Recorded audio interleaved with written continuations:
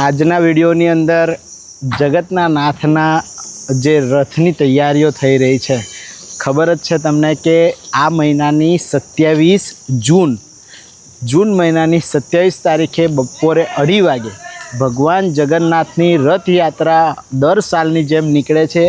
આ વખતે 44મી રથયાત્રા આપણે ભગવાનનો રથ લઈને જવાના છે। તો ભગવાનના રથની કામગીરી ચાલી રહી છે અને આજના વિડીયોની અંદર તમને ભગવાનના રથના જે ટેકનિકલ કારીગર છે એમની સાથે મળવાનું છું। પાછલા 20 વર્ષથી ભગવાન જગન્નાથનો આ જે રથ છે એના બ્રેક્સ છે, એના ટાયર્સ છે, કેવી રીતે બધું મેન્ટેન થાય છે તમને બતાવવાનો છું આ વિડીયોની અંદર।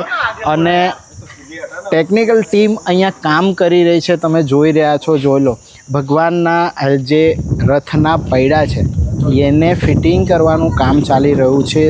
દરેક વસ્તુ જેમાં બેરિંગ્સ વગેરે જે છે એ બધી નવી લગાવવામાં આવે છે અને બધી જ રીતે રિપેરિંગ કરે છે।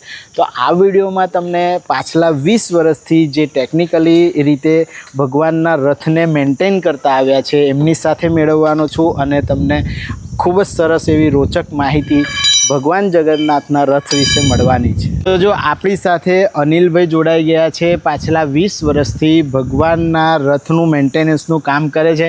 કેવી રીતે કરે છે, શું કરે છે, બધું જ અનિલભાઈ કહેવાના છે। અનિલભાઈ, સ્વાગત છે તમારું જયેશ મોચી વ્લોગ્સ ચેનલ યુટ્યુબ પર। આપણે લોકોને બતાવવાના છે કે ભગવાનનો રથ તમે કેવી રીતે મેન્ટેન કરો છો। આગલા 20 વર્ષથી અમે આ રથના પૈડા બહાર કાઢીએ છીએ। બરાબર। બેરિંગ છે, આનું નાના મોટા બે બેરિંગ આવે એ બધું બહાર કાઢીને અમે જોઈએ છે કે ભાઈ કમ્પ્લીટ છે કે નહીં, બરાબર, ગયેલું છે, તૂટલું છે, ફૂટલું છે, બરાબર, એને આપણે રિપેર કરીએ છીએ। એને બહાર કાઢીને એટલે કોઈ પણ વસ્તુઓ ઘસાઈ ગઈ હોય તો એને નવેસરથી ફિટિંગ કરીને બધું નવું જ। બરાબર।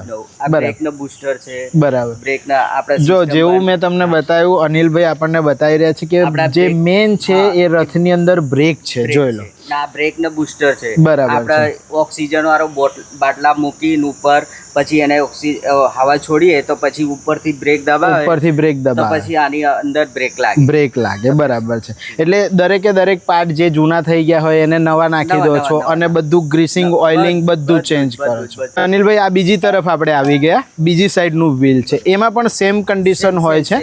બરાબર છે। અહીંયા પણ જોઈ શકો છો બ્રેક પંપ, આખો બ્રેક પંપ છે ને। બરાબર છે। અને આ છે ટાયર। આ જે ટાયર હોય છે એની અંદર જે બેરિંગ્સ વગેરે લાગે છે એને ગ્રીસિંગ, ઓઇલિંગ કરીને જે પણ ઘસાઈ ગયેલા પાર્ટ્સ છે એ બધા બિલકુલ ન્યૂ નાખી દે છે। અનિલભાઈ પાછલા 20 વર્ષથી કરો છો, પાછલા 20 વર્ષથી ભગવાનનો રથ આખો રિપેર કરે છે અને જોઈ શકો છો એમની ટીમ સાથે એમની ટેકનિકલ કાર લઈને અહીંયા આવ્યા છે। બધો સામાન આમાં અનિલભાઈ લાવો છો ને। અને સ્ટેરિંગ વિશે શું કહેતા હતા અનિલભાઈ? આપણા સ્ટીરિંગ। અચ્છા, તો તમે જોઈ શકો છો અહીંયા સ્ટીરિંગ બતાવી રહ્યા છે અનિલભાઈ। કેવું કહો છો અનિલભાઈ? આ સ્ટીરિંગ છે, સ્ટીરિંગ ની અંદર બેરિંગ આવે એ અમે દર વર્ષે ખોલીને એને રિપેર કરો છો। બેરિંગ ગયેલું હોય તો નવું જ નાખી દો છો। બરાબર છે। અને આની ઉપર તમે કહેતા હતા કે ગેસ સિલિન્ડર ને એ બધું મૂકો, સિલિન્ડર અહીં મૂકવાના, બ્રેક સિસ્ટમ પેલો છે ઓકે, એ ઉપર ભાઈ જે સ્ટીરિંગ વાળો બે હે ડ્રાઈવર એ ઉપરથી દબાવે તો પછી બ્રેક વાગે। એનો મતલબ કે જ્યારે પણ આપણા વડોદરા શહેરના રાજમાર્ગો પર ભગવાનનો રથ નીકળે અને બ્રેક મારવું હોય તો આખી સિસ્ટમ કામ કરે, આખી સિસ્ટમ। બરાબર। જો ભાઈ, ભગવાનનો રથ જ્યારે નીકળવાનો છે 27 જૂનના દિવસે બપોરે 2:30 વાગે આપણે જે સ્ટેશન જનમહેલ છે ઇસ્કોનનો ત્યાંથી નીકળે છે। અને અનિલભાઈ, ખૂબ ખૂબ ધન્યવાદ, તમે અમને રથ વિશે માહિતી આપી। ફરીથી મળીશું તમારી સાથે। ચાલો, ભગવાનના રથની અંદર ઘણું બધું કામ તમે જોઈ રહ્યા છો, લગભગ 90% કામ પૂર્ણ થઈ ગયું છે। અને અનિલભાઈએ જેવી રીતે આપણને બતાવ્યું કે રથનું જે ટેકનિકલ કામ છે એ અનિલભાઈ કરે છે, એના સિવાય ભગવાનના રથની ઉપર જે મળ હોય છે એ બધી વસ્તુઓ અહીંયા તૈયાર પડી છે, તમે જોઈ શકો છો। આવી રીતનું છે। આ છે ભગવાનનું રથની ઉપરની જે ધજા અને ગુંબજ લાગે છે એ આવી રીતે અલગ અલગ તૈયાર થઈ છે। દરેક વસ્તુઓમાં ન્યૂ કલર થાય છે, બધી જ વસ્તુઓ ન્યૂલી મેન્ટેન થઈ અને પછી ભગવાનનો રથ નીકળે છે। કારણ કે તમને ખબર છે કે જ્યારે પણ ભગવાનનો રથ નીકળે છે ત્યારે વડોદરા શહેરના રાજમાર્ગો પર કેવી ભીડ હોય છે। તો ભાઈ જોઈ લો, આજના વ્લોગમાં આ જ વસ્તુ હતી કે ભગવાનના રથને અનિલભાઈ મેન્ટેન કરે છે અને ખૂબ જ સરસ એવો ભગવાનનો રથ 27 જૂનના દિવસે નીકળવાનો છે 2025 વડોદરા શહેરના જનમહેલ સ્ટેશન પાસે તમે આવી જશો તો ભગવાન જગન્નાથના રથને ખેંચવાનું સૌભાગ્ય પણ તમને પ્રાપ્ત થશે.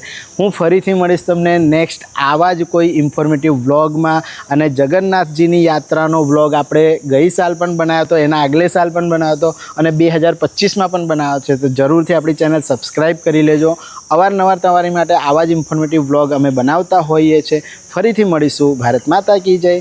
જય જય ગરવી ગુજરાત.